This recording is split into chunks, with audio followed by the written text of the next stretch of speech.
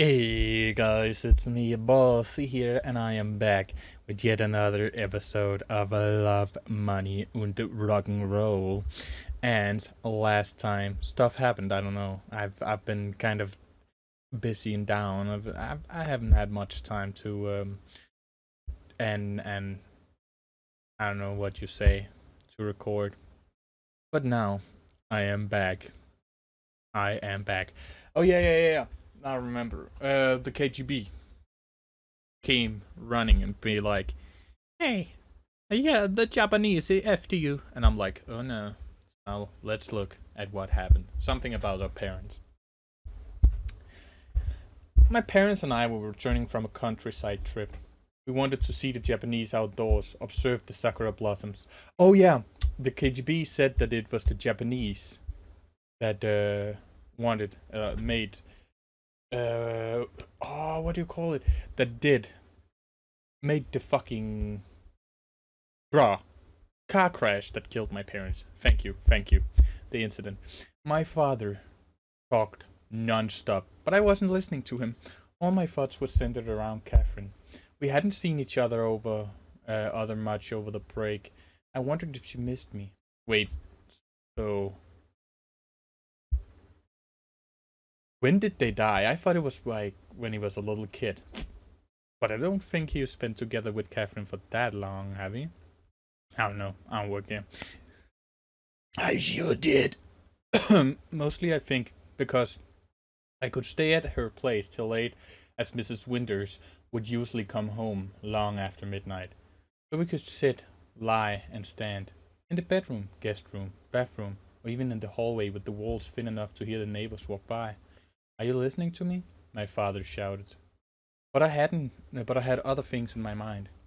And then I woke up in a hospital. Bruises, abrasions, and a broken arm. Things could be way worse. Maybe if I had been listening to him. Oh, so he didn't even listen. Um, yeah. If you listened,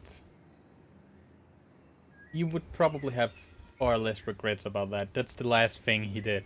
Here, his dad told him, "Are you listening to me?" After you fucking ignored him. Poor guy. Took something to drink. People always say it's better to sleep on it. Bullshit. Especially if you couldn't actually sleep the whole night. In this case, trying to sleep on it didn't help at all. I could barely think straight. In the past 8 hours, I've imagined virtually everything being interrogated in the confidence of the KGB, being exposed to ancient Japanese torture by people from the corporation, just being executed by a single shot to the head. It was all wrong. A human being can't feel fear constantly. At some point, the mind's defense mechanisms kick in, and you simply stop caring about anything that might happen to you. And unexpectedly, I realized that I was worried about Himitsu much more than about my own life. He was the closest person I had, meaning that they could get to her as well. Catherine. Her mother would protect her, and somehow I was confident that she could take care of herself. A weak and cowardly person wouldn't have written that note, wouldn't have cared someone other than herself. Was she really worried about me? A pleasant shiver ran through my entire body, a sensation I had seemingly long forgotten. Maybe that was what she wanted to talk about. Or did she want to kill me? Was she working for the Japanese? Or maybe the KGB was lying. I don't know. Let's figure it out. In the next episode of Dragon Ball Z. I'm joking. Calm down. We're continuing. What if she had her own circumstances I simply knew nothing about? And then, could I lose her too? It was incredibly difficult to answer the "who do I love?" question even to myself, especially in my current condition. There was one thing I knew for sure. Both of them were important to me. Now more than ever. But, but, but, but, Himitsu. Okay? Yes. Always been there for you. Always having your back. Always been forgiving and understanding. Bruh. Bruh. Bruh. Bruh. You know she loves you, right? I rolled to my other side and looked at the clock. It was still pretty early, but I no longer had the energy to stay in bed. I could try to fall asleep, but Irina had given me clear instructions to behave as usual, which meant not skipping classes without a good reason. A hangover could be one, but I simply didn't have enough time yesterday to reach that point. Wobbling and grasping at the walls, I managed to walk to the kitchen. Coffee would be nice, but I'd never liked it, so I never had any at home. I only had tea and aspirin. Surprisingly, my head didn't ache. I sat down on a chair and came to my senses only a minute later. I'd been staring thoughtlessly in front of me. Complete exhaustion. Maybe not coffee, but I definitely had alcohol. Just a couple glasses would make me sleep like a log. Irina's furious expression surfaced in my mind. Good thing she believed me. Although she didn't want to. She thought I was hiding something. Lying to her. God, this was really happening. I pinched myself until it bled. Nope, not a dream. Somehow, hot tea brought me to my senses. Was it time to prepare for school? Although I didn't have anything to prepare. My homework wasn't done, and I had no idea what classes I was even supposed to have today. Days were becoming shorter. It would already been light outside at this hour a week ago. I was slowly walking the familiar road, occasionally looking over my shoulder. But not too obviously. Someone could be watching me. Someone probably was. That's what Irina had said. But the KGB were around the corner. There were corporation goons behind the fence. And the Japanese counterintelligence in the bushes. That sounds fucked up. Imagine if that's actually true. Wait. Oh. Oishi desu. Oishi desu wa. Ah.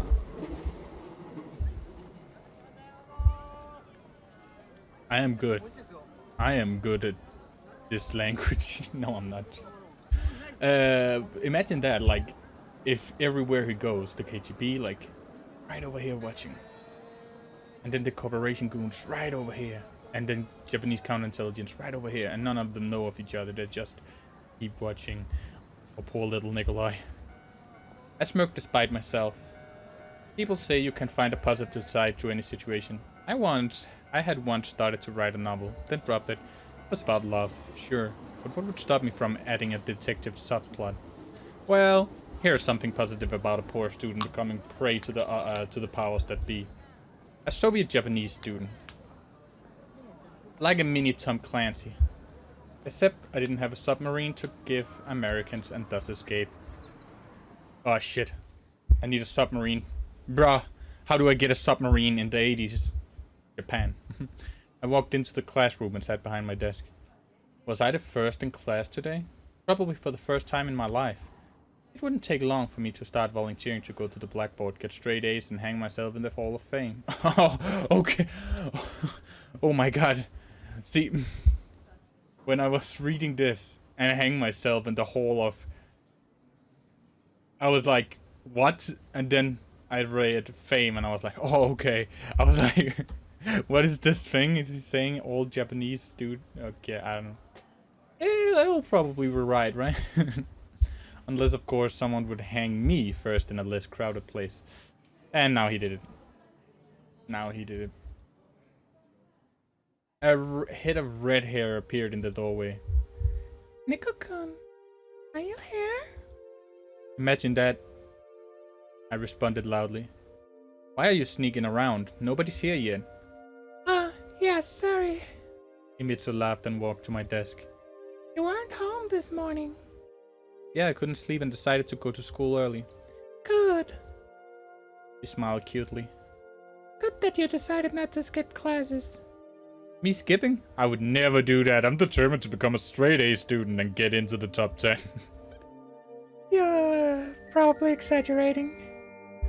Fine, the top 20 then. Himitsu took a little parcel out of her backpack. Here, pencil. Thank you. I was truly moved. Whatever happened in my life, only Himitsu's feelings towards me remained the same. Feelings I neither appreciated nor deserved. I wondered what would happen if, back then No, I didn't want to know. Not at all. Are you okay? You look a bit weird today. I told you, didn't sleep well. Mitchell looked at me suspiciously, but clearly couldn't find a reason to pry further. Well, alright. Are we going home together? What about lunch? I can't make it this time. Sorry. I have something to do with my classmates. Well, alright, see you then. See you. She smiled genuinely again and walked away. What did I even need a Catherine for? Exactly like you fucking have a Mitsu. Students gradually started to fill the classroom. Many of them gave me surprised looks that they not expected to see Anakin this early or at all. Paying no attention to anyone in his path, Kyosuke breezed into the classroom and started to cheerfully greet all of the guys. Michael calmly sat behind his desk and opened one of his books. I thought that I should probably ask him at some point what it is he reads all the time. I was constantly looking at the clock. There was just a few minutes left before the bell, but... And here came Catherine. She passed by, saying nothing but a short... Hi. I couldn't say she looked normal. I didn't even know what normal was for her anymore, and what wasn't. I didn't know anything about her. Didn't know her. The conversation with Irina and this whole spy thriller business shifted my mind away from Catherine and my never-ending romantic indecision. But I knew perfectly well that the main source of agitation for me was not the note itself, but the fact that Katja had been the one to write it. Of course, there was a chance she'd written it in good intention. She might have wanted to warn me about something. But really, it was like we were playing a goddamn game of charades. Wait.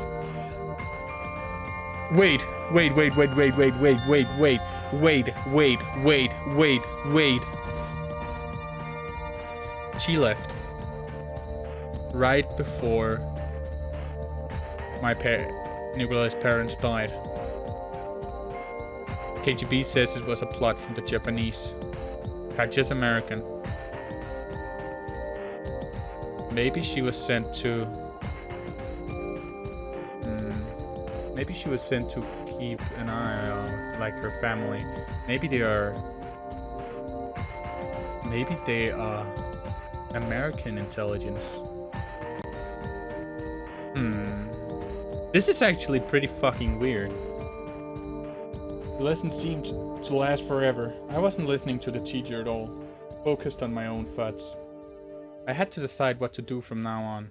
Keep my head down and act normally as per Irina's advice, or try to find something out as per common sense.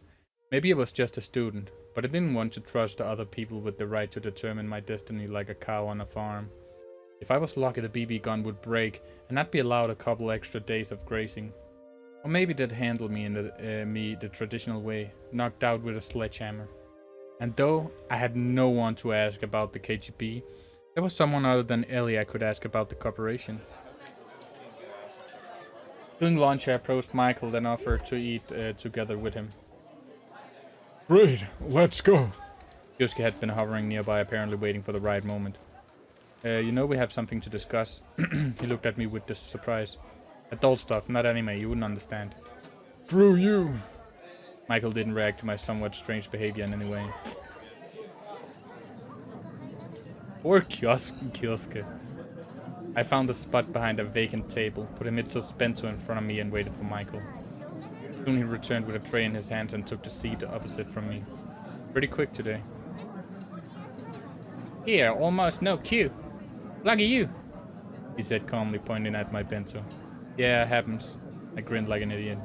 The canteen was too noisy, so I proposed we finish the food quick and went up the roof. Might be a good thumbnail.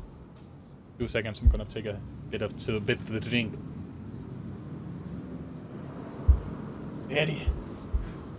Very nice. Oh yeah, I like a drink. How was your weekend? Not quite as planned. What happened? Movies. He replied briefly. Oh yeah, sorry. I get it. You must have been having a lot of problems. What makes you think that? It's pretty obvious. Obvious, is it?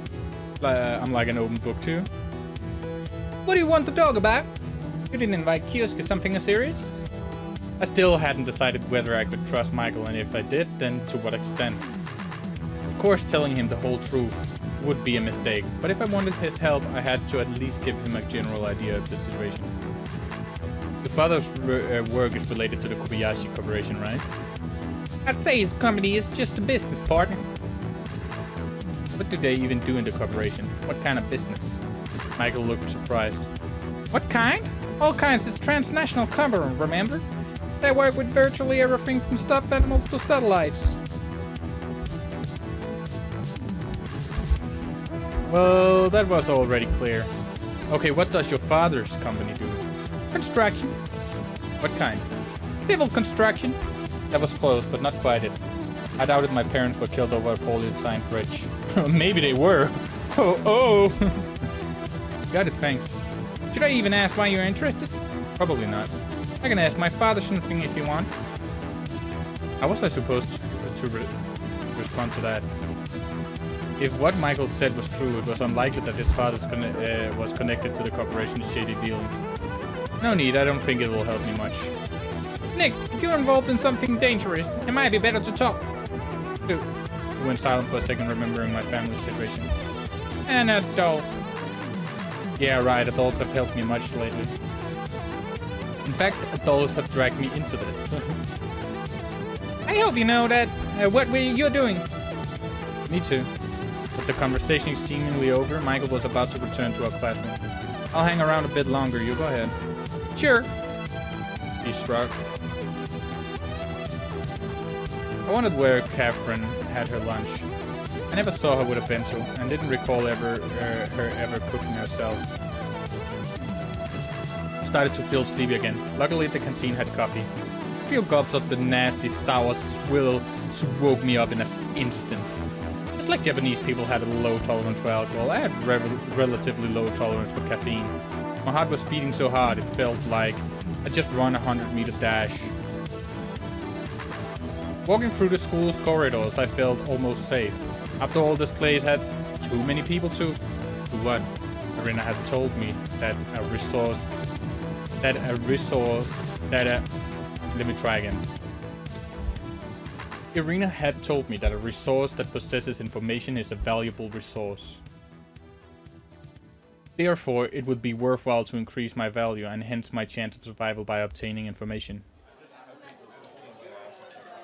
I returned to the classroom and was interrogated by Kioske almost immediately. So, What? how did the lunch go? Fine. Good for you. He made an annoyed face, clearly expecting me to apologize or at least feel guilty.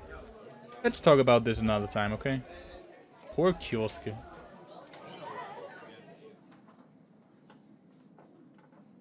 Kinda feel bad for him, actually.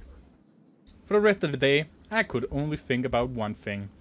To be more precise, about a number of things that had recently brought a variety into my life. May you live in interesting times, was it? I felt comfortable knowing that Catherine was sitting behind me. What if she was staring at my back all the time? What was she thinking about? What was she doing? Maybe she was writing another note. Wait, I just realized here. Look. This is only woman. Only woman. There's only women in this picture. But didn't he have men in his classroom? This whole row is just empty. They only met the women. Okay. Drinking that coffee was a mistake. I could have slept during class. I doubted anyone would try to wake me up. Such behavior was the norm for Nikolai Anokin, and fighting it was as effective as jousting windmills. Irina told me to behave normally. If only I knew where the border of normalcy was drawn.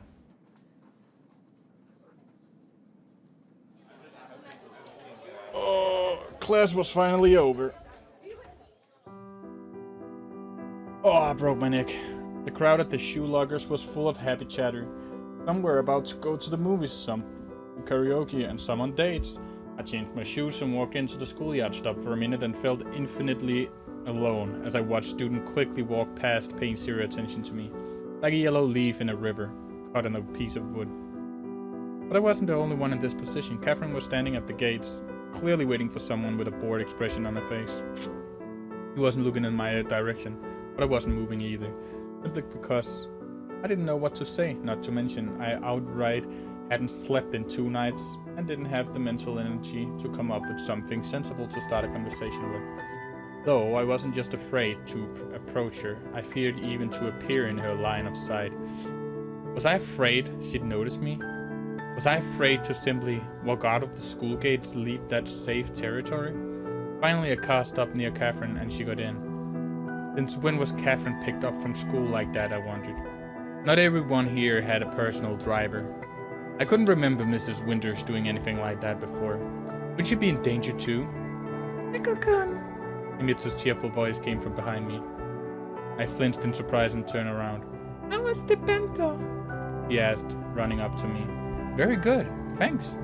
I wouldn't be able to say what had been in it, even if my life depended on it. It definitely had some rice though. How was your day? Very tiring. I wondered if you saw me stand there staring at Catherine. What about you? Wonderful. We were getting ready for school festival. A class wants to make a cafe. For a second she felt silent, embarrassed. You think I'd look good in a maid outfit? I'm sure you would. Will you come by? We'll have cupcakes and shortcakes and layered cakes, and I'm already practicing cooking them at home. But I'm not letting you try any yet, just in case. Himitsu laughed and now looked absolutely innocent.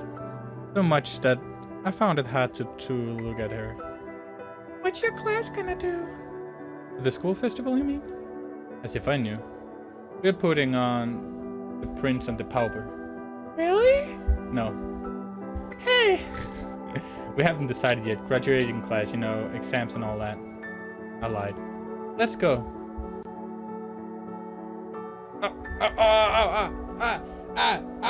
Ow! What the fuck? I stepped in something. Something sharp. I don't know what. It's weird. I took Himitsu by the hand and left the schoolyard, looking straight ahead. Nickel-kun. She weakly tried to protest, but her hand did not let go of mine. It's good. Show her that you fucking care, bro. Himitsu kept telling me about her plans for the school festival, but I wasn't really listening.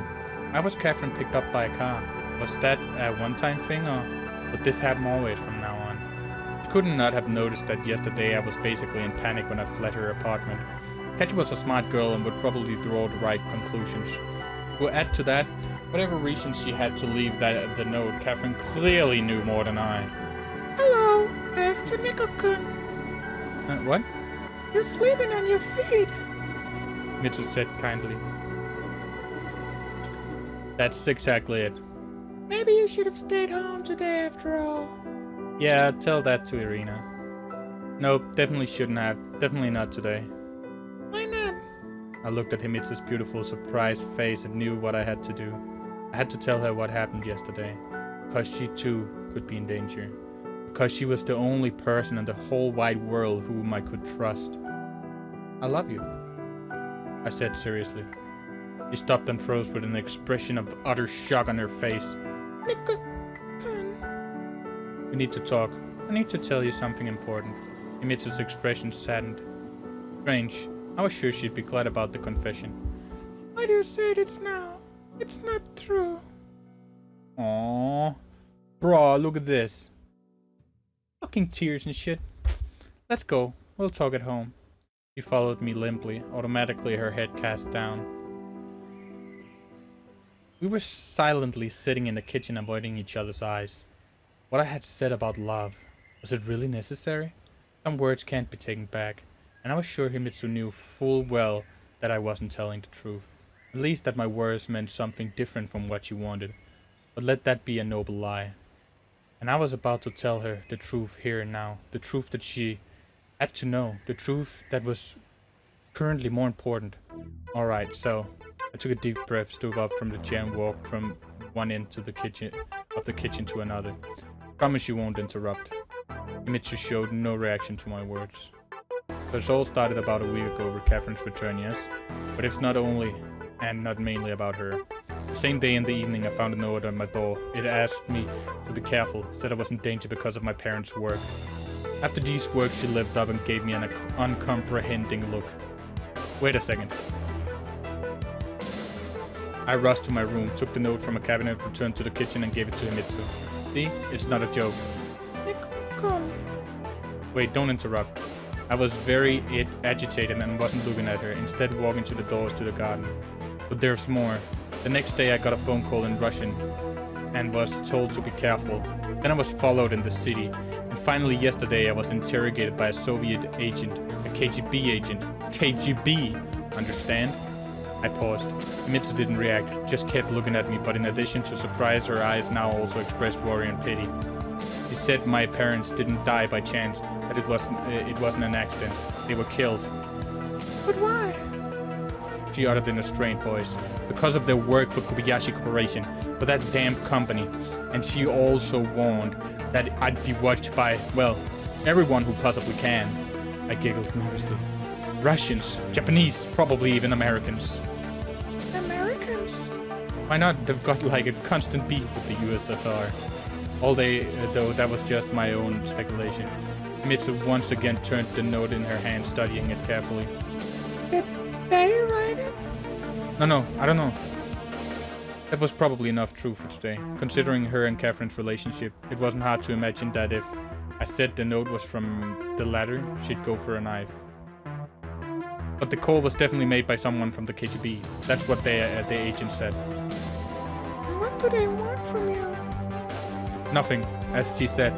They want to protect me from the Japanese, from Kobayashi Corporation. They said they think I have some kind of information, data passed on by my father. Do you? Himitsu said seriously.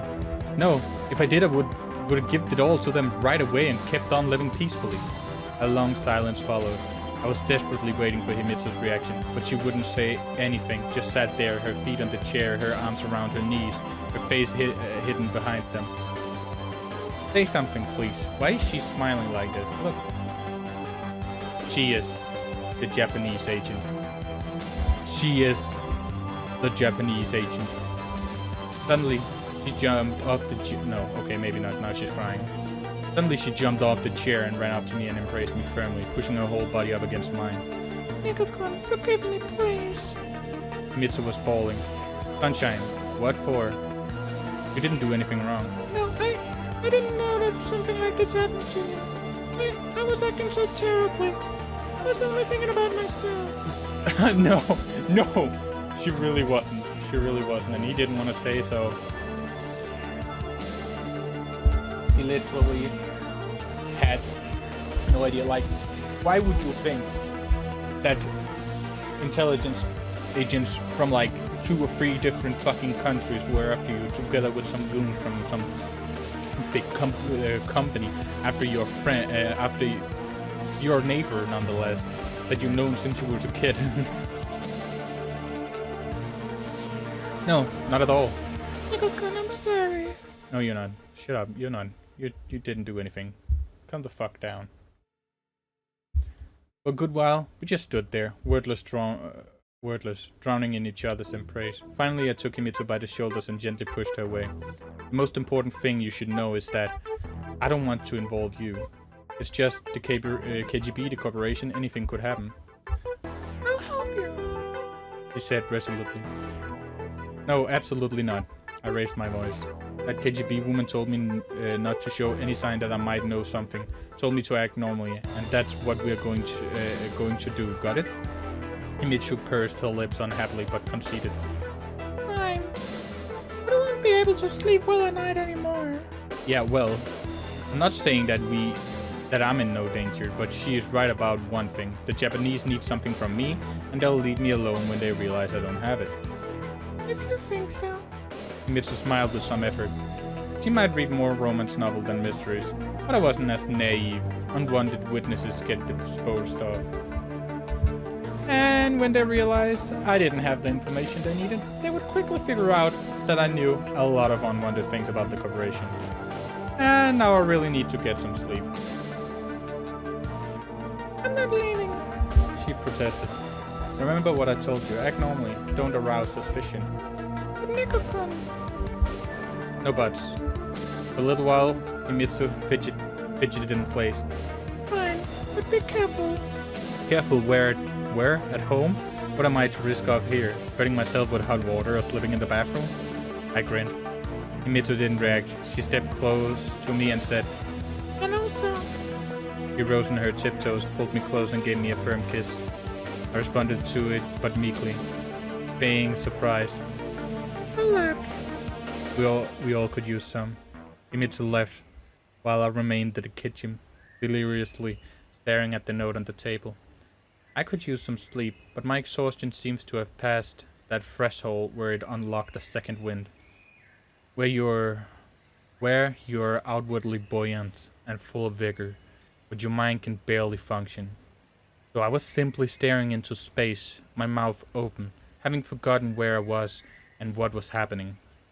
But the talk with Himito left behind a pressing feeling of understatement and uncertainty.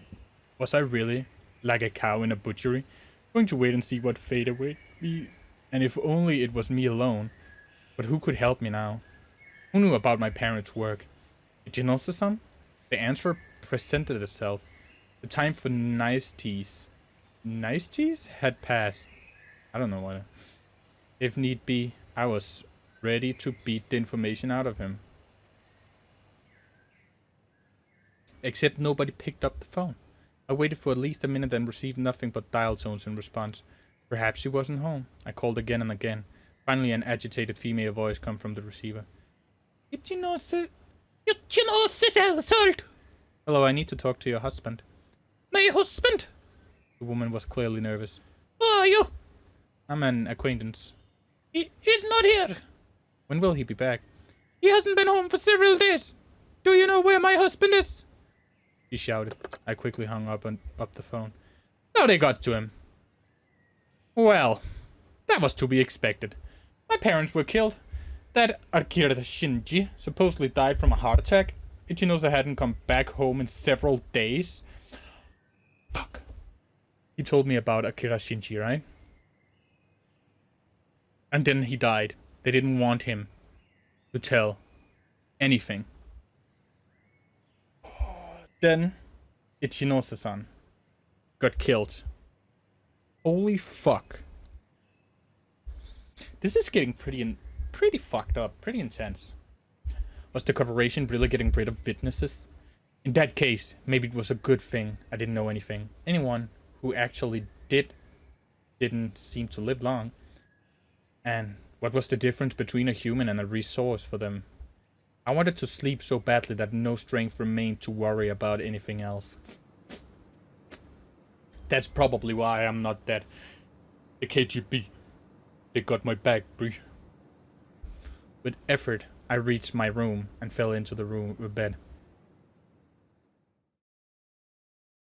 I dreamed of having broken an arm, that instead of a plaster, I was given a splint that constantly threatened to slip off. It also turned out that the arm was fine. I had been brazenly tricked by the hospital. Then Kyosuke came and started to loudly laugh at me. And finally, the phone rang. I walked to it and answered, and heard Ichinosu-san's voice in the receiver. Hello, Nikolai. Is that you? What are you doing here? What a weird dream. But it wasn't the phone. It was the doorbell. Barely able to find my way around, I dragged myself out of bed and still half asleep went to open the door. I'm scared. Found a young man wearing a uniform at my doorstep. Are you? Are you Anokin Nikolai? Well, yeah. He rummaged through his satchel and pulled out a small envelope. Tiny one. Actually, I didn't know they made them that small. Sign here. He extended a clipboard to me with a piece of paper attached to it. Right here. I casually whipped out my scribble and smirked. Did I bring you the Incan too? What the fuck is an Incan? Let me Google it.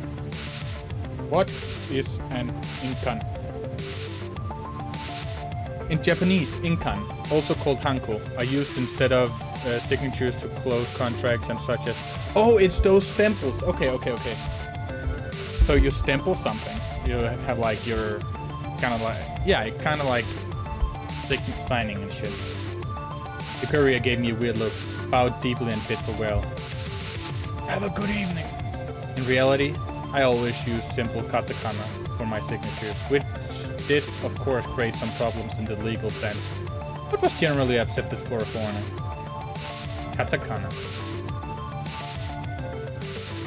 Okay, I guess mostly they would probably use kanji, but for foreign names like mine, I know they use katakana when I talk to Japs and ask them. They will show you in katakana. In my Japanese lessons, they did it in katakana. When I was in Japan and botched up where they was inscribing my shit, my name on it, like they were doing it in katakana. So I guess that's pretty normal. I've never seen them write any of me or my friends' names in which had foreign names and others than katakana. So I think that's pretty normal. I think he's right there. The realization of what had happened didn't come right away. I returned to my room and only then realized that I didn't usually receive letters, especially ones delivered by a courier. I hastily ripped, and in the middle of the night, in the middle of the motherfucking goddamn night, I hastily ripped the envelope open and took out a small folded piece of paper, a few sentences written on it.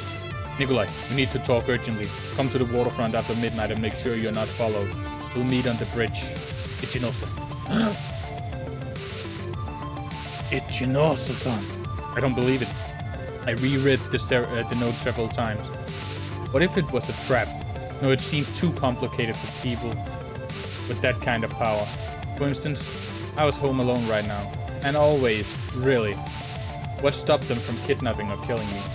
And the note was delivered right after my call to Ichinose, at midnight. What was even the time? I looked at the clock. It showed a few minutes past 11. It wouldn't take me more than an hour to reach the waterfront. I almost immediately decided that I would go to the meeting, simply trusting my instincts and logic. Now I just had to decide what to do about the surveillance. Ichinose didn't even have to warn me. Going out somewhere at almost midnight was definitely not normal for me. But if I were to do it carefully, for some reason I was confident that even if I was being watched, it wasn't the same way that watched James Bond or something. From the street, everything looked as if I had already gone to sleep. I turned off the light, sat down on the bed and waited, holding my breath and listening into the sounds coming from the streets. Nothing. Or well, nothing unusual. The first step is the hardest in situations like this. Then instincts takes over. I took a few deep breaths, closed my eyes and focused on my breathing. Time to go. This is actually getting kind of... Okay. The door finally opened and immediately closed while I ducked into the garden. I crept to the fence. A few of the planks weren't nailed well and were easy to move aside. A moment later, I was in the alley behind the house. It didn't even have any lampposts, being just a narrow passage between the two plots of land. Wait, no. Wait, no, why are we doing this? Ichinose, his wife said, he's been gone for several days. How the fuck? This must be a trap.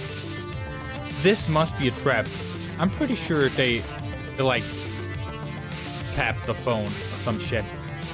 Heard that we were like, oh, we need to talk to Ichinose, and then we're like, fuck, this guy is trying to figure out shit. Time to kill him. A couple minutes later, I was on my way to the station, trying to avoid my usual route. Only as I approached the station did I look back for the first time. My surveillance had noticed me, that followed me to the end, giving them a reason to believe that been found wouldn't do me any good. If not, then all the better. But I had reason to believe that my plan had worked, at least at this stage. I boarded the train and looked out onto the platform. All I could see were tired Japanese on their way back home after a hard day of work. The Tokyo suburb welcomed me coldly with a chilly ocean breeze. I was in a shopping district near a port. It was already late, so most of the stores were closed. Why did Ichinose choose this place, I wondered. The bridge in question was visible in the darkness a couple 100 meters away from the station.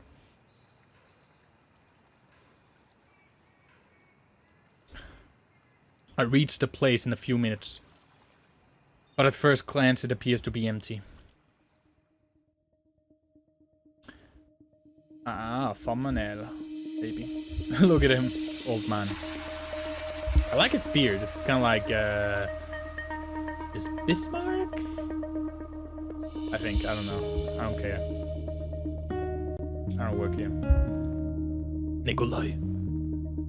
I heard the familiar voice and Ichinosu-san appeared out of the shadows. Were you followed? No.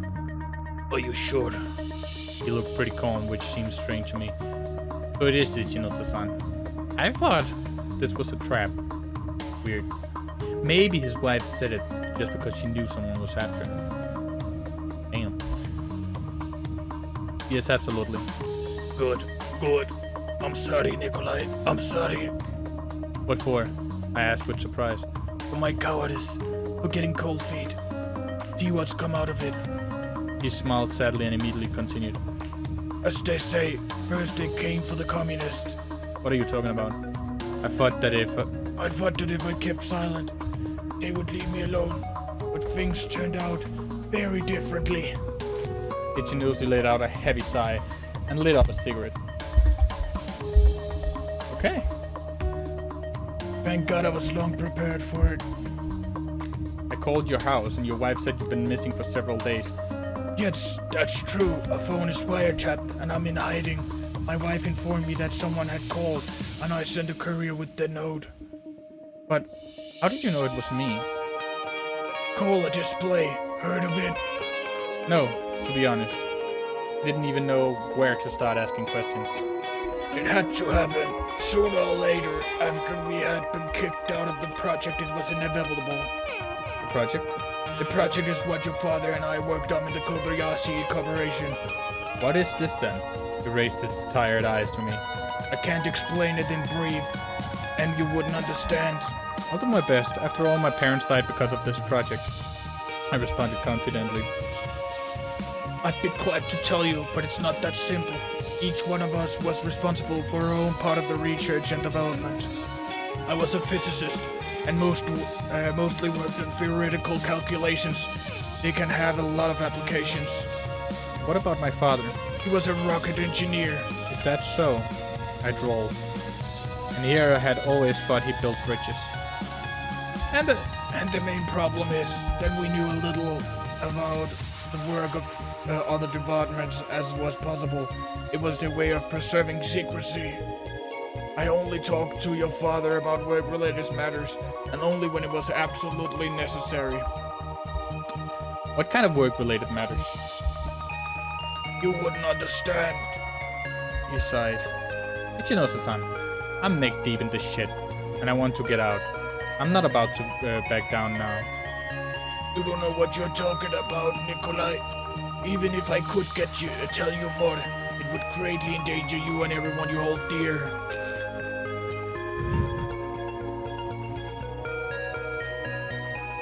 Everyone you hold dear.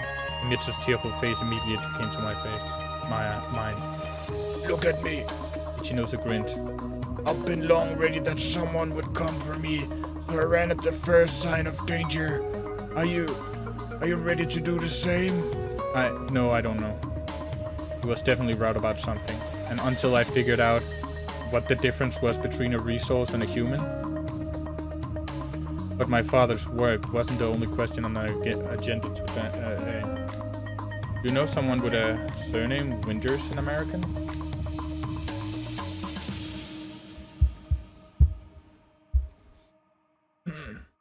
Ichinosu for a moment. Who is that? How are you connected? Do you know her or not? I've heard the name Winters, but I think it belonged to an adult woman. And how is she connected to your project? I don't think she has any direct connection to the scientific part of the project. But she could have been representing the American side. American? What American side, Ichinosu-san? Terrible guess struck me. Did you think it was only the Japanese working on the project? I didn't think anything, I responded rudely. And does Mrs.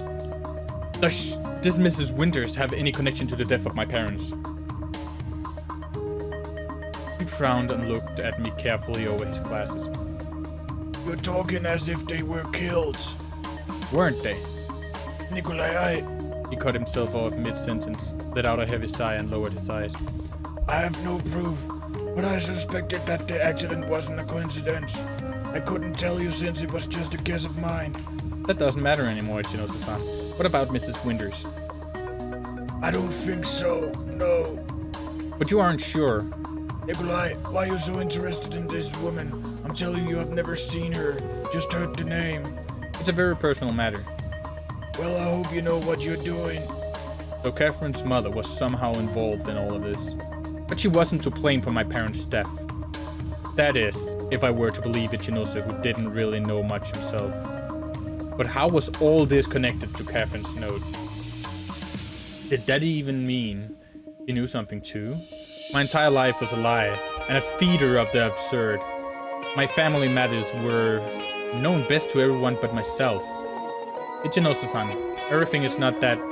I need time to digest it all. I understand. By the way, He sighed and turned away, clearly bracing himself. I haven't told you everything about Akira Shinji. He's not dead. I looked at him with a silent question on my face. At the time, it seemed to me like I was doing the right thing by not telling you the entire truth. Not to mention your phone is wiretapped the same as mine. He was taken by people from the corporation. He was taken by people from the corporation. So in a sense, he may as well be dead. And this Akira Shinji, who was he? Oh, now he was a big deal in the project, and most likely knew much more than I. Then we need to find him.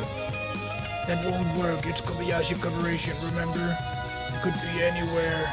Ichinosa paused, then continued in a lower voice. He may very well not be alive anymore. But then what should we do next? We... He gave me a somehow fatherly look and said, I plan to keep hiding from the corporation, and you better keep far away from it all. Better yet, return to the Union if you can. I can't. I can't abandon Himitsu. Not until I was sure that she wasn't involved in any of this. That she wasn't in danger.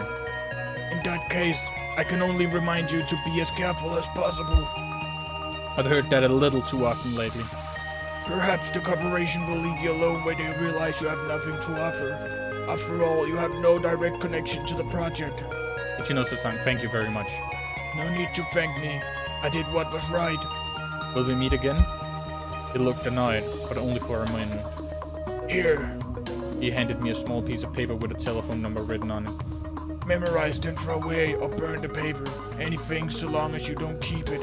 This is the phone number of my Sorry? This is the phone number of my nephew. You will need to ask if Agawa-san is at home. You will be told that you've got the wrong number, and I'll find a way to get in contact with you. Ichinosa-san, whatever happens, thank you very much. I bowed deeply. Alright, enough now. He grinned. Be careful on your way home. I'm gonna take something to drink. It was kind of rough for my throat to talk as Ichinosa-san. Oh, that's so good. And then he disappeared into the gloom of Tokyo waterfront. Jeez. The next train home would only come early in the morning, so I found a phone booth and called a taxi. The car was making its way through the streets of the sleeping metropolis at a steady pace, and I was trying to digest everything Ichinose had told me.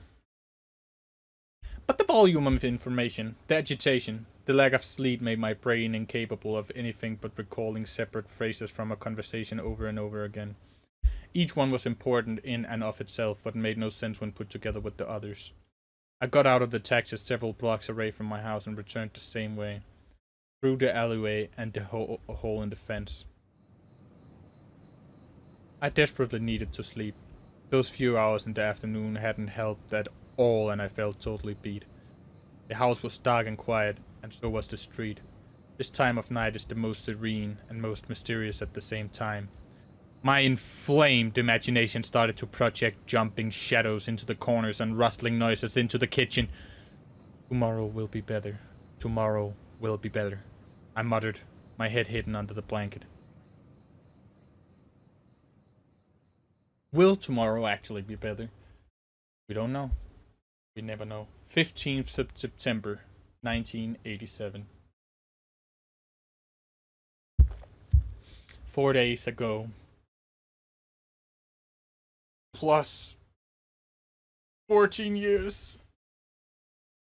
And a lot of stuff will have change in America. Nickel-kun. Someone was calling me, sounding as if from another world. Nickel-kun. Voice grew louder, more confident. Nickel-kun, you need to get up. You said you should. Said, what did I say? Nickel-kun. Ah, Himitsu. I strained and managed to open my eyes, only to see Himitsu sitting on my bed. What's the time? Late enough to not get to school in time. He looked to be in a sullen mood and wasn't even trying to hide it. I felt a bit better than yesterday, even though I had just woken up. Good morning. Still, I found it really hard to stand up from my bed. Himitsu remained seated, her head down. Yesterday I decided to stop lying to her, at least when it came to important things. But last night's talk with Ichinose had posed even more questions. Even if I hadn't found out about this project and the Kobayashi Corporation's dark dealings, I would still been in danger. But the involvement of Catherine's mother radically altered the situation. Perhaps the catcher herself was in on it. Do you want breakfast? Himitsu asked. Yes, thank you. What a banger! Oh yeah, banger on the shit. Banger on the beat and banger on the beach. Naturally, some awkwardness and even tension remained between us after yesterday. Himitsu was cooking up something in the kitchen while I was showering. Pouring as much cold water over myself as possible. Ichinose-san had said that it made the most sense for me to return to the USSR. After all, I still had some relatives there, even if I hadn't spoken to them in a long while. But if the KGB found me in Japan, they would absolutely be able to reach me in the Union. Plus, I couldn't simply abandon everything here. But would living in fear, in endless anticipation of a calamity, be any better? For the first time ever, I had a clear realization that there was someone to blame for my parents' death. Some very specific people with their names and surnames, positions and bank accounts, maybe even families and their children of their own. I could no longer think that it was just an unfortunate accident, no. It had been meticulously planned, and those responsible had to suffer retribution. Except I wasn't sure I could deliver it alone. Oh fuck, I fucked it up, bro. The breakfast turned out to be quite meager, not at all Himitsu style. I was sitting, staring at my plate, and she was silently looking at me. What? I asked, unable to bear the silent air anymore. Nothing, I'm just looking. Yeah, right. Nickel-kun, what are you going to do next? I found it weird that she said you, not we. It even made me a bit upset. Soon as I finish, we go to school.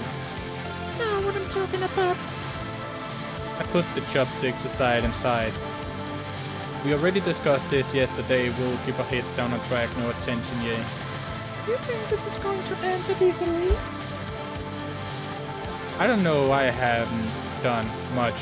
I don't have much control over it. Will I not blind James again? What else do you propose we do? If you have any ideas, I'd be happy to hear them. Once again, I was getting worked up over venting my frustration on Himitsu. It was a foul thing to do, especially after everything that had happened between us lately. Sorry, I really didn't mean to say it like that. It's not the words that matter. Then what? I forced up a smile, but she didn't react. I thought about it the whole night. I need to talk to someone and ask for help. Perhaps she was right. But for some reason I still saw the Japanese police force as more or less Kenpeitai? Okay, what does Kenpeitai mean? Well, let me check it. Kenpeitai. Meaning. Let me see. Military Police Corps. Oh, okay. Also known as Kem. Sorry? Genpei Dai was the military police arm of the Imperial Japanese Army from 1881 to 1945 that also served as a secret police force. Okay, that makes sense. I forgot it was called that.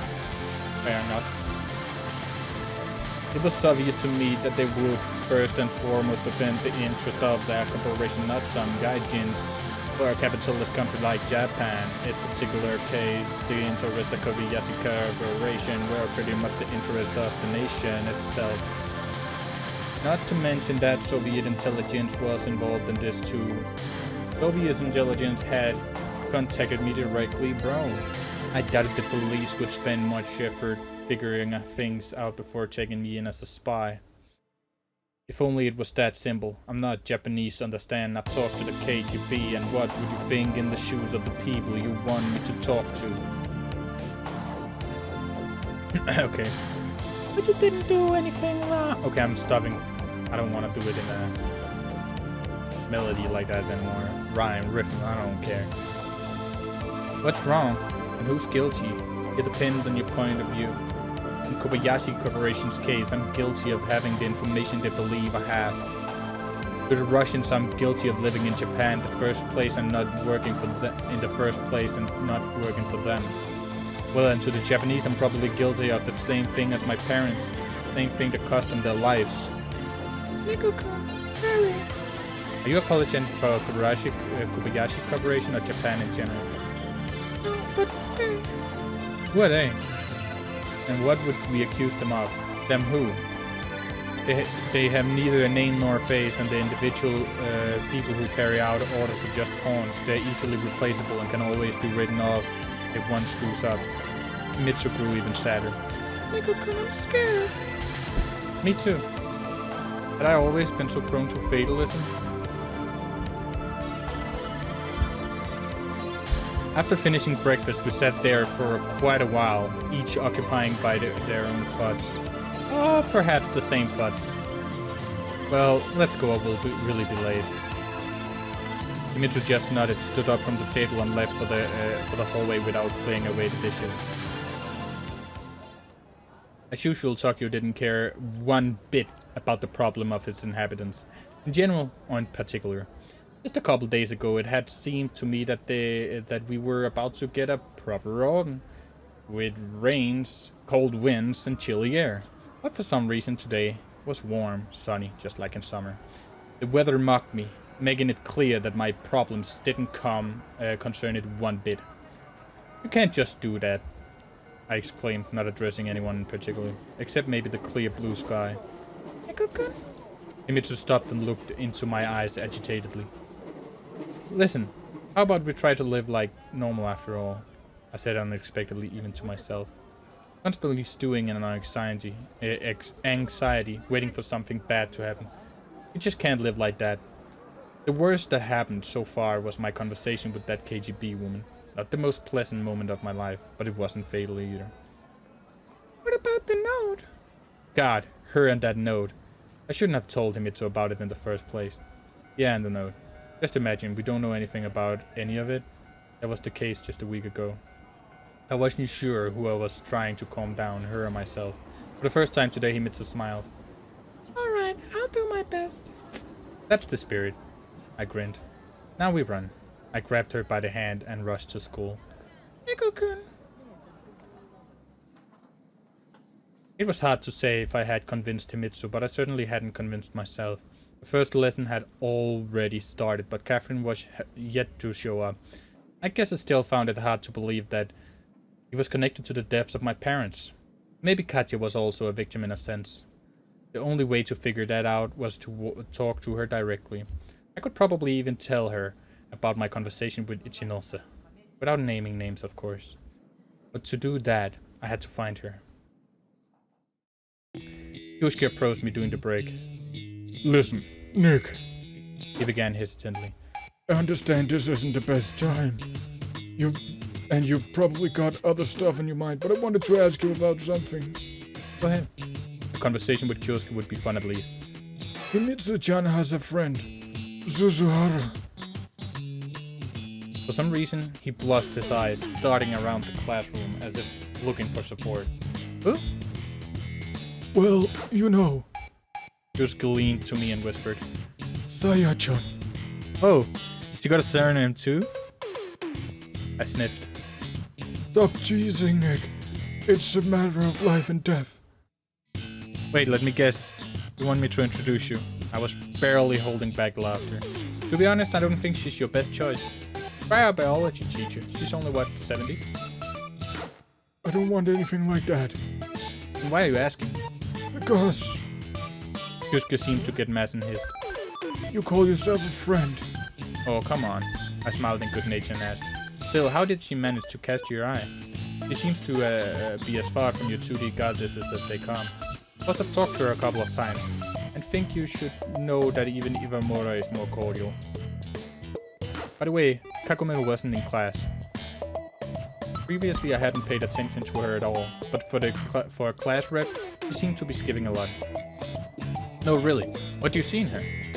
Are you going to keep making fun of me? You started it. Although Kyosuke thought Saya was his only option. In that case, my words must have stung even more.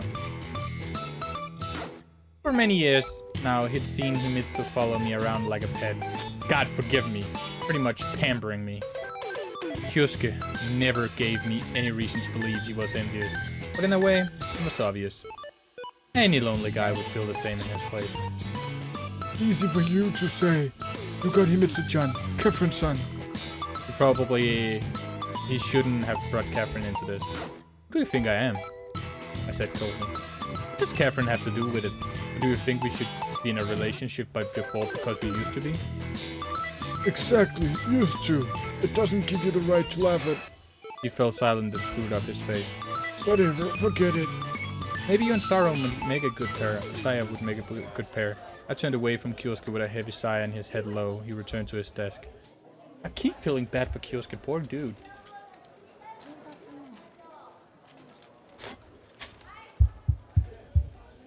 Telling Himitsu about this conversation would most likely be a bad idea.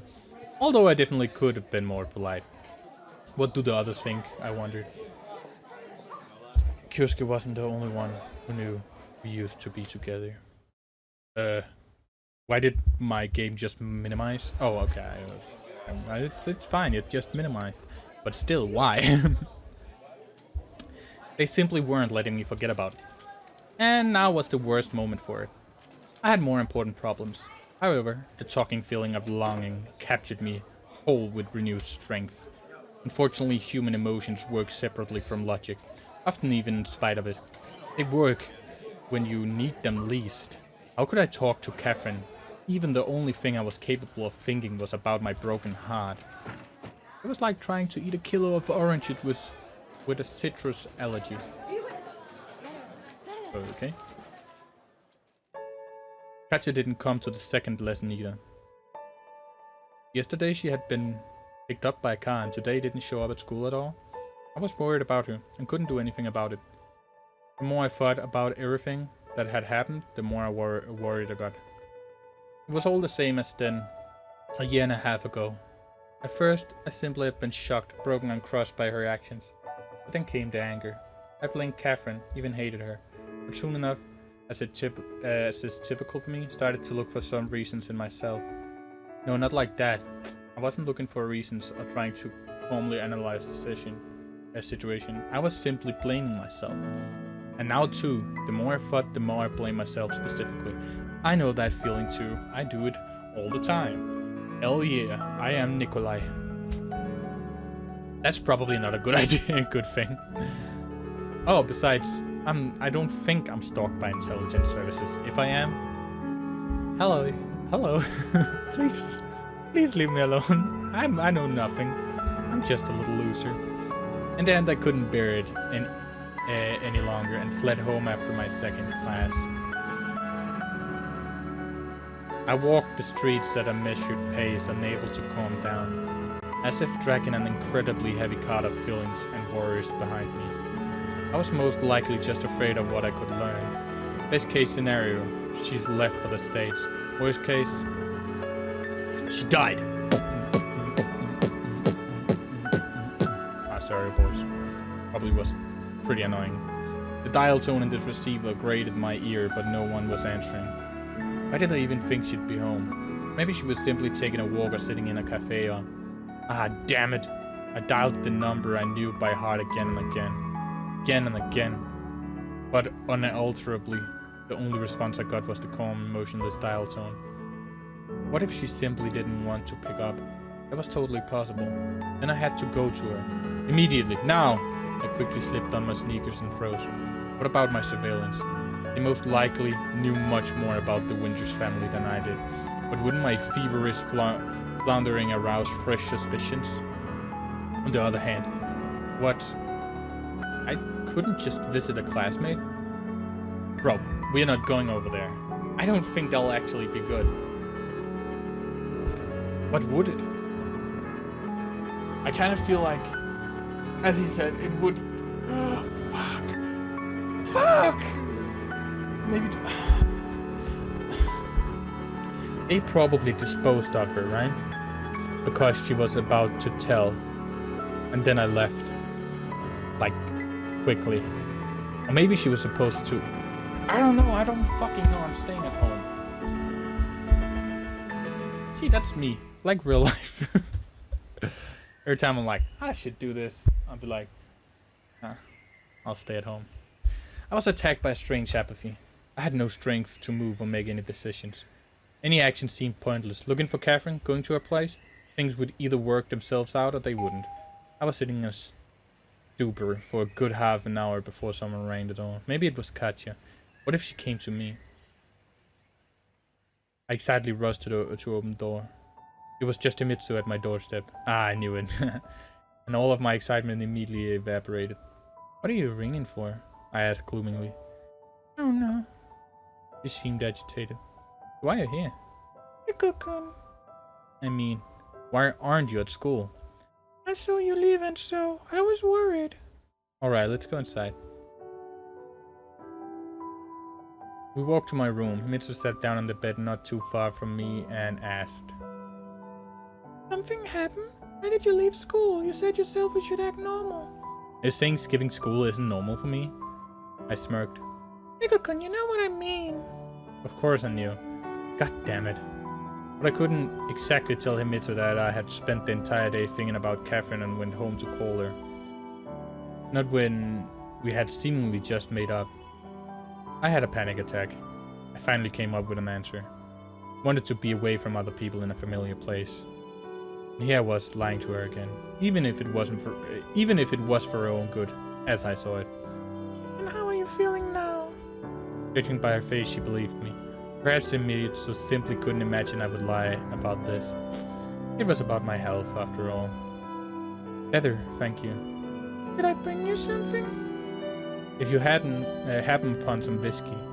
Nikko-kun, I'm serious. Everything's fine, I just needed to calm down. I approached her and sat down next to her. I hope they won't punish you for skipping school. You could call your home, you know. Calling mine doesn't exactly do much. I asked to leave. Said I had a stomachache. You got it nice. You'd have it nice too if you thought about your future even a little. She finally smiled. Well, that's kind of the only thing I've been thinking about lately. Himitsu gave me a questioning look. Wait, what? Oh, yeah, future. Yeah. Ah. Old brain energy. About whether I'll have one at all. She covered my hand with her hers, and I leaned her head against my shoulder. Everything will be alright. And to think that just a minute ago my mind was fully occupied by Catherine. That would mean I was cheating on her with Himitsu. Or Himitsu with her. Mentally. I suddenly grew scared, as if seized by a real panic attack. I carefully stood up from the bed and walked across the room. If I learned something new, I'll tell you right away. Alright. She said seriously. Did we eat? Isn't it too early? Aren't you hungry? Not really. Maybe later. The only thing I wanted at the moment was to be alone with myself. Mitsu kept silent for a while, then said, Nikko-kun, you're withdrawing into yourself and hiding. Oh, fuck! You're drawing into hiding something. Do you think that will make everything better? Do you think I'll do you any good? Fuck! I'm not withdrawing anywhere. Although after a glance into her sad eyes, I couldn't keep lying. Fine, I am, but I need to. At least for now. Please just understand and don't argue. I can't understand what you're doing to yourself. What am I doing to myself? Well, this. She responded uncertainly, pursed her lips, and turned away. Then I don't understand what you don't understand. Kitty-chan, the alcohol, the depression, you're slowly killing yourself. She looked at me with a plea in her eyes. If not for yourself, then at least for me. She added in a whisper. I didn't know how to respond. Of course she was right. There wasn't even any point in arguing. My constant fights with Himitsu. What were they all for? What was I trying to achieve? What was I trying to prove, and to who? I simply found it hard to acknowledge my own wrongs, hard to decide on a specific course of action, hard to make a choice. But if only I was the only one suffering for it. I understand, I do. But now just isn't a good time. I need to deal with this all by myself, otherwise it's so we can move on with our lives. You say we? Where's us? Has it ever existed? Mitsu wrung her hands in pain, looked ready to burst into tears. I don't want to continue this meaningless argument because I've said everything there is to say. Despite everything, I still behave like a complete asshole. To agree with her now was to give up everything familiar, give up Catherine. But I still wouldn't be able to keep my feet in both worlds. When I figured it all out, I felt myself lagging air. When I figure it all out, then what? What'll happen? Will everything return to normal? Was I ready to promise her that? Or would it be a lie, a false hope that would end up finally breaking Himitsu? I'll figure it all out. For now I need to be alone to think. And I'll go, she said hollowly. It seemed that wasn't how Himitsu had wanted this conversation to end. No, I'll go. I want to get some fresh air. As fresh as it could be in Tokyo. I'll be waiting. That's not necessary. Maybe, but I will. He tried to pretend everything was fine, everything was normal. I felt even more ashamed, but I really couldn't keep lying to both of them. Ah! Nikolai! I probably shouldn't have had this conversation. I should have gone to Catherine right away. About an hour later, I appeared near her house. And he went there anyway. I wasn't even sure it was intentional. It felt like I was on an autopilot. But I had to do what I had to do. Mitsu probably wouldn't be happy if she knew I was here, at an entrance of Catherine's house. I pressed the intercom button. I had to do it twice more before getting a response. Who is it? It's me. We need to talk. There was an unmistakably heavy sigh from the other end of the line, but the door did open. Going up in the elevator, I had no expectation of this ending well. Sure, I could prepare it in advance, but that wasn't like me at all. Hello. Katja greeted me coldly and led me into the apartment. Are you okay? Does it look like I'm okay? Does it look like I'm not? No, you just haven't been to school today. You're perceptive. We're in the same class. I frowned. If that was sarcasm, it was at least not like Catherine at all. Oh yes, we are. How unfortunate. She said phlegmatically. Now that was better. What do I owe the pleasure? We need to talk. After these words, I realized that I knew what to say and how to say it. Thanks for the note. It cost me a few sleepless nights and a bunch of nerves. What are you talking about? Catherine tried to look disinterested, but I quickly noted that something about her changed.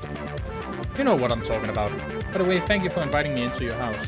I also wanted to ask, where did that notebook on your desk come from? The one with someone else's handwriting. Katja walked to the window, jerked aside the curtain and looked out onto the street. She stayed silent for quite a while, and I internally celebrated, confident I'd driven her into a corner. She'd have to tell the truth. Borrowed it from a classmate to copy their work. Catherine finally said in a calm voice, turning to me. There was no surprise in her eyes, no fear, worry, or dread. only the same weariness and a light flare of arrogance. Aren't you quick? She smirked. She looks scary now. I don't like that. Stop looking scary. You do that? Thank you. What? But... So you aren't trying to hide that you wrote that note? I wasn't exactly going to shout it from the rooftop, but what's there to hide? Everything seemed fairly obvious to me. To you? I'm even surprised you only decided to talk about it now. Is this a joke or something? The fuck is this? How was I supposed to guess? And even if... I made an effort to try to keep myself from completely flying off the handle. Why didn't you just tell me? You could simply talk to me. Everything is simple to you. Catherine folded her arms over her chest and went in silence. What are you trying to achieve? You did read the note. Emotions finally prevailed and Katja winced. Maybe you wouldn't have guessed. It took you a while. Katja, this isn't a game. Stop. She was about to flare up, but then didn't. What do you know? Catherine spent some time deciding how to answer. Not that much. When we returned to Japan on the very first day, I overheard my mother talking on the phone. She was having a conversation with someone about you and your parents. And the conversation was heated. It seems to me like Mom was threatened. And you didn't tell me anything about it? Just left a note? A note, Katja? A fucking note with a bunch of mistakes? Stop yelling at me. I laughed in exhaustion. But now I was sure that Ichinose had been talking about Miss Winters yesterday.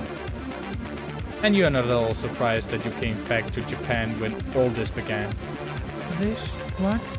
I ignored her question. Maybe Catherine really wasn't aware of everything that's been happening into my life lately. Not surprised that your mother would talk with someone about my parents who, do keep in mind, have been dead for 1.5 years now. What was I supposed to do? I talked to my mom. She said not to get involved. That it's none of my business. You know, I even agree with her. It's none of your business, it's my business. Most surprisingly, I was angry with her at all. I wasn't angry with her at all. I was sure Catherine was speaking the truth. The note thing. All in all, it was quite like her. But I still wanted to stand my ground to the end. Why should I believe you now? Have I lied to you? In her eyes, I could see a plea and unexpected meekness. Yeah, I guess. I don't know. I don't know. Okay. I stumbled and continued quieter. Don't try to deflect. Hiding things from me or deceiving me. What's the difference? Someone may very well want to kill me.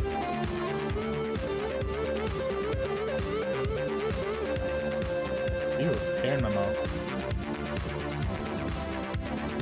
Katja stood with her hand, with her back against the wall, head lowered. Can you tell me what exactly the conversation was about, in as much detail as possible? I only heard what Mom said. What does it have to do with his parents still long dead? Why should we do it? If you're that interested, work on him yourself. Your mom's got one hell of a job. What did you say? She was a diplomat? Nick, that's all I know, I swear.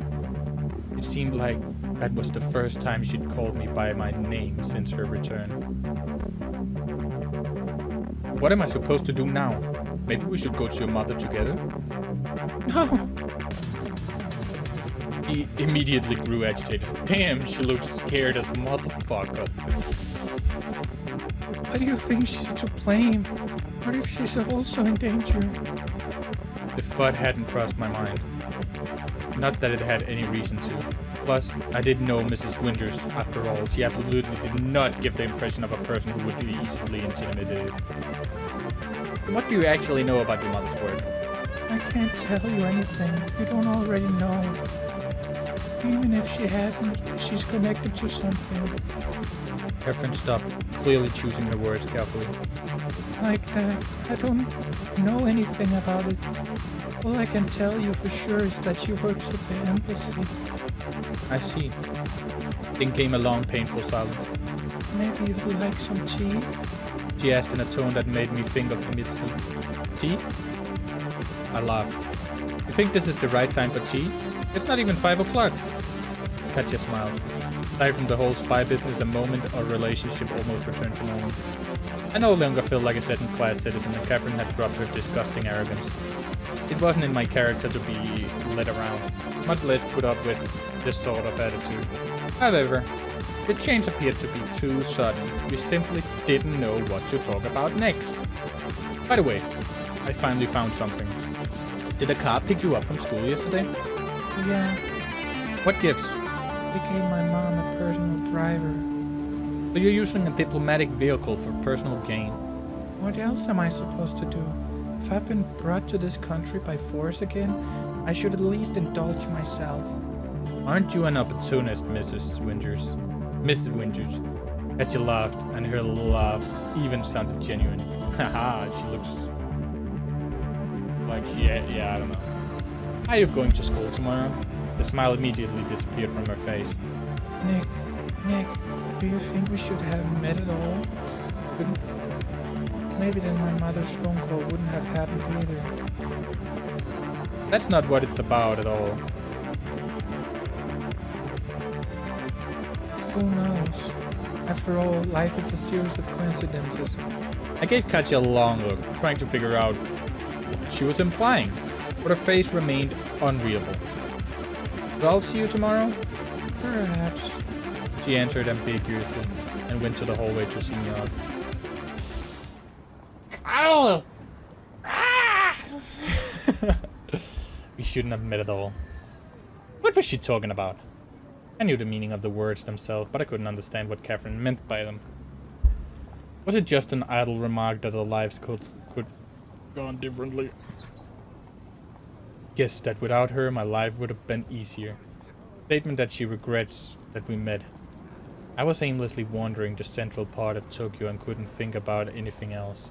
The situation with the KGB and Kobayashi Corporation was seemingly more important right now, and so were the damn note and Catherine's mother.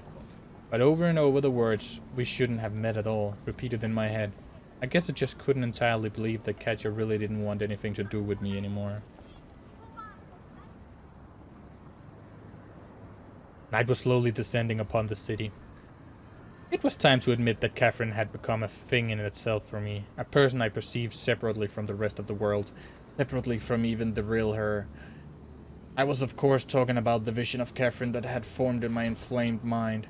How many times in the past year and a half had I argued with it, begged it, hated it, worshipped it? That was exactly why I was finding it so hard to admit to myself that Katya was just a human being, with her own problems and flaws, fears and aspirations, sympathies and antipathies. Or, to put it in a few words, she wasn't just black and white, wasn't Hegel's absolute. Otherwise, there wouldn't have been a note, wouldn't even have a conversation between us. However, my feelings towards Catherine weren't my only problem at the moment. For now I've been feeling like I was being watched. Sure, I had to expect that, I had to be ready for it, but I would at least like to know who exactly was watching. The Russians, the Japanese, maybe even the Americans. I picked up my pace and headed home. Scary. As she had promised, Himitsu was waiting for me inside. Some brew of unspecified composition stood atop the stove, and while she herself was sitting at the table reading a book. Nico-kun, what took you so long? Kind of worked out this way. Where have you been? Surprisingly, I was glad to return to these questions, glad to come back home to this dysfunctional foreign family. I was probably just too tired today and wanted some peace and stability. And there was nothing more stable than Himitsu in my life. I was just walking, thinking. But if I told her about my conversation with Catherine, that wouldn't make things any more stable. Even though I had decided not to lie to Himitsu anymore, just for today. Sometimes it helps, you know. It would help you more if you had to talk to people more often. I do. Do you? To who? I talk to you. That wasn't a very convincing statement. To Kyosuke, to Michael, to Catherine. I lowered my head apologetically and sat across from her. Good teachers at school. Luckily, Himitsu didn't react in any way and started to set the table. Everything turned out to be extraordinarily delicious. I was eating enthusiastically. Himitsu was looking at me while a smile on her face. With walked a lot, worked up an appetite, I said merrily. Well, finally some good news. What's good about it? Want me to get fat? At least not for the next 10 to 15 years. If I keep eating like this, Nico-kun, he laughed. tomorrow's already Wednesday. When we finished dinner, Himitsu brewed a tea and laid out some candies on the table that seemed to have come out of nowhere. Polyud, Mishchik Vilutsu, and others. Soviet candies. Imported. Why did she even get them? A gust of cold wind came from the outside. She shivered and I quickly closed the door. As the kitchen grew warmer, so did my heart. From the hot tea, the sweet chocolate, the soft light of the incandescent lamp, and Himitsu's dreamy eyes. It'd been a while since we had an evening like this, peaceful and kind. People watching me would definitely leave this house alone, at least for today. Catherine could wait until tomorrow, and my angst-racked soul could finally get some rest. And all that would been impossible without Himitsu. Not only did she create comfort around herself, not only did she bring peace and order to my life, but she also served as the pillar that supported it all. I could take her attitude, take everything she did for granted, but that didn't change anything. Without Himitsu, my life would have been very different. How different exactly? That I did not want to think about right now. Where did you get the candies? Dad brought them from work. Your dad brought them? Where did he get them? I don't know. What does it matter? Are they tasty? Like in your childhood? To be honest, I didn't even vaguely remember the taste of those candies from my childhood, but I simply had no right to upset Himitsu. Of course! I mean, they're the same candies as well. Logical. I can tell you're not telling the truth, huh? Well, that didn't work out. Come on, I don't remember what I ate for breakfast, and you're asking about something that happened 10 years ago. Some things you remember for a lifetime. And for me, Soviet candies isn't one of them. If only I were you. What then? You'd write about it in your diary? Maybe you do. I teased. I bet you got an entire section for candies in there. Maybe. What's bad about that? Nothing at all. I hemmed and threw another candy into my mouth. In fact, it's quite cute. You could do with writing some things down too. How do you know I don't? Maybe I got a dossier on every single one of you. Do you? What does it say about me? That you like candies and soon you'll be fat like a kolobok. Nico-kun! She tried to throw a candy wrapper at me, but halfway through its flight it entered an uncontrollable nosedive and crashed. It also says I'm very grateful to you for everything, and that I love you very much. I got too emotional and couldn't stop. Himitsu didn't respond, just looked at me with hopeful eyes. This oppressive silence covered us for a while. I was tense on pins and needles. What was I supposed to say or do next? Suddenly the unnatural loud sound of a car horn came from the streets. She jumped. It must be late by now. I quickly blurted out, afraid of what could happen between us next. Yes. Himitsu said, upset. Till tomorrow then? Till tomorrow. I didn't even have to clarify what would happen tomorrow. He would come and wake me up, like every other day. I thought I wouldn't be able to fall asleep quickly. Sure that the dark thoughts wouldn't retreat easily, but the slumber I desired came almost immediately. The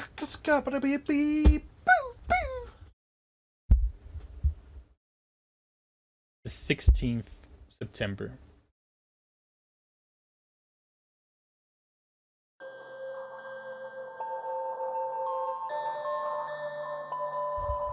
Scary music. But you know what, boys? This is it for this episode.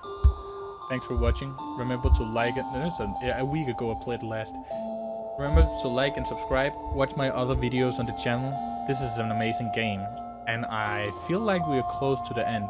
And I really love it. I want to play it more. I want to wanna see how the fuck this ends. It's amazing.